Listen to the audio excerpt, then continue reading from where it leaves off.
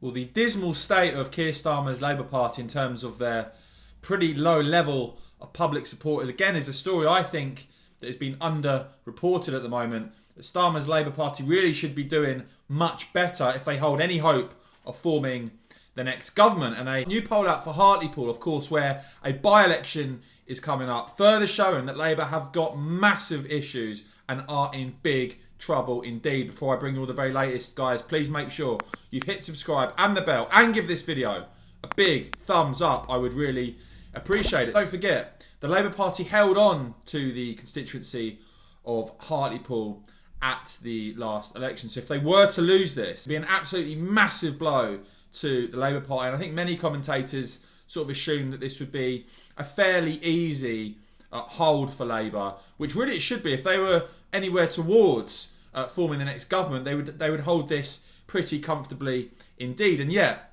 Justin Ibbott, the founder and chief executive of Focal Data, writing for the Times that they've surveyed vast numbers of voters, then used machine learning to get a more accurate picture of voters in Hartlepool in the run-up to the by-election. He is saying that Hartlepool is on a knife edge and that former Brexit Party voters are moving, with nearly 4 times as many switching to the Conservatives, 40%, than Labour, just 12%. So what does that overall picture, what does that movement mean?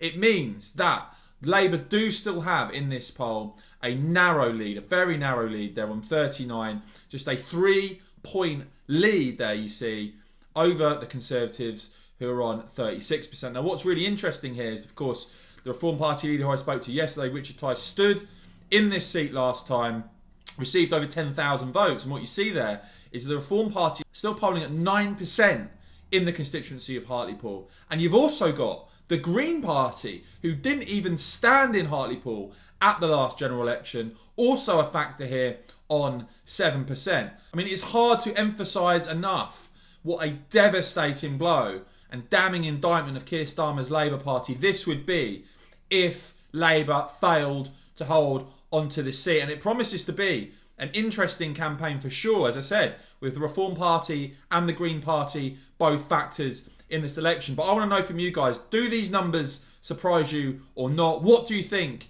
is going to happen at the Hartlepool by-election? What's your prediction? And do let me know who you are planning to vote for in May. And as ever, guys, if you enjoyed this report, if you found it helpful and informative, do give this video a big thumbs up. We'd really appreciate that. And make sure you hit the join button down below to support my work here on the channel. And of course, as ever, thanks so much for watching.